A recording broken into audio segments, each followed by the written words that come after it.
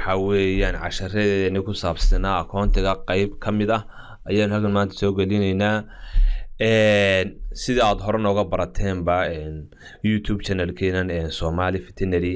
inta badan waxaan ku dadaalnaa inaan soo gudbino wixii casharada ku saabsan accountingka iyo animal science-ka markaas accountingka waxa weeyaan casharadan waxa weeyaan iminka aanu bilownay casharkani wuxuu noqonayaa casharkii ugu horeeyay ee ku saabsan accountingka bal waxaan doonaynaa si fudud oo aad iyo aad u fudud inaanu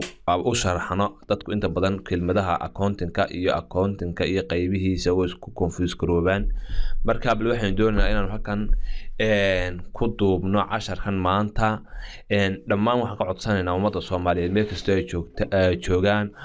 inay sii share gareeyaan videogan qof kasta oo jecel waxa weeyaan aqoonta inuu sii share gareeyo si walaalkii kale nooga faa'iideysto oo la iska daayo xaasnimada qofku waxa weeyaan waxa ku tarmaysan inaad video tad adigu aad dejisato aad deetana laptopka ku qarsato waa inaad walaalaha la share gareysaa si iyaguna uga faa'iideystaan bal casharkan waxaan ku eegaynaa qaybaha assetka assetku marka hore waa maxay inaynu assetka sharaxaad guud ka bixino assetku waxa weeye kelmad accounting loo isticmaalo asset are resources used with the business and we are divided two parts baan u qaabeynaa asset waxa weeyaan agabka oo isticmaalayo businesska marka lagu jiro agabka marka uu jeedno oo isticmaalka marka lagu jiro marka leenahay kelmadda asset waxaan niri waa agabka loo isticmaalo businesska marka loo isticmaalayo businesska assetku waxa weeyaan hantida businesska uu haysto ayaa la dhahaa asset ama waxa weeyaan soo amaahdo ama lacag uu leeyahay cash ku soo iibsada hantida u taala meherada qofka ayaa la yiraahdaa asset ay kamid yihiin bariiska ay kamid yihiin baastada ay kamid tahay laptopna ay kamid tahay maryaha ay waxa weeyaan meherad kasta waxba iibisa marka meherad kasta waxay haysato ayaa u asset ah marka koobaad hadaba assetku laba qaybood buu qaybsamaa laba qaybood oo waaweyn ayaa adduunka oo dhan assetka loo qaybiyaa assetku waxa weeyaan asset la yiraahdo non current asset iyo current asset haddaynu ka horeyno current assetka waxa kamid ah inventory waa maxay inventorygu waxa weeyaan alaabta meherada taala meheradaha qaar waxay iibiyaan electronics waxay iibiyaan qaar bagaash bay iibiyaan qaar waxay iibiyaan marka meherad kasta waxay hayso ayaa u ah asset meherad kasta waxay hayso ayaa asset u ah inventory u ah baan leeyahay ama asset u ah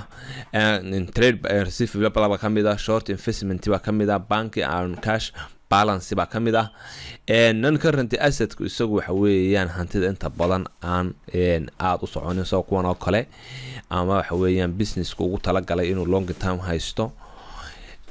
non current asset ka waxaanu qaybinaa laba qaybood qayb aynu bixinay tangible asset asset la taaban karo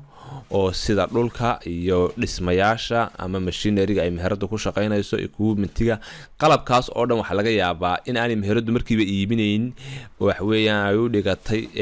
future ama waa fixed asset wax weeyaan miisaantii kuraasadii waxa la iibin maayo laakiin si ganacsiga lagu shaqeynayaa inta tangible asset baa jira oo isaga asset wax weeyaan ma hala taaban karo ilaa waxa weeyaan kuwii hore miisaantii kuraasadii iyo baabuurtii iyo dhulkii iyo dhismayaashii iyo qalabkii kala wala taabanaya meheradu isticmaalkiisa iibmayhayn kuwan waxa weeyaan lama taaban karo intangible assetku waa brand name-ka kamida oo magaca ay meheradu leedahay waxa kamida sumcadeeda waxa kamida investmentiga ayaa kamida iyada laftigeeda accounting waxaan soo wadnaa casharo badan oo accounting ku saabsan maanta qaybta koobaad ee asset ayaanu yara sharaxnay waxa ka inoo haray liability oo ah deyntii meherada lagu lahaa waxa inoo haray capitalka iyo qaybihiisii waxa weeyaan hantida inta uu qaybsanto qofku leeyahay ledgerka waa inoo haray liquidity waa inoo haray journal entry cross profit accurate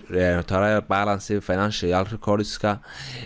maanta assetka ayaynu qaybihiisa sharaxnay waqtiga ciriiri ah awgi laakiin waa taxan casharadu maalin kasta cashar baan soo waxa leeyahay weekkiiba mar baan casharka soo gelinayna please walaal subscribe gareeya channelkan casharada kale aan soo gelinayna waxa kamid ah iyagana xawaan double entry bookkeeping single entry bookkeeping ba kamid ah day bookska iyo qaybihiisi account softwareska ama waxa weeyaan softwareda lagu shaqeeyo accountingka sidii casharkii hore aad ka helaysaan YouTube channelkan ahaa cookbooki oo aanu aad u sharxnay casharo badan ka diyaarnay iyo point of sale isagana aanu qaarka taabanay qaybaha classification of expenditureska sa loo qaybiyo iyo qaybaha uu qaybsan yahay kharashaad ku qaybsamo taxationska iyo qaybihiisa depreciation ka bad debitka discount allowance and correction of errors hadii accounting ka uu error galo sa looga saaro markasta subscribe baan idinleeyahay meel kasta aad joogtaan si aad markasta u heshaan casharo tayo leh oo ku saabsan accounting oo ah shay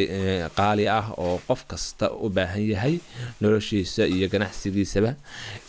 waxaanu kaga tagaynaa wixii talo iyo tusaale commentiga please nagu dhaafa meel kasta aad joogtaan waa Somali Veterinary oo idin leh welcome والسلام عليكم ورحمة الله.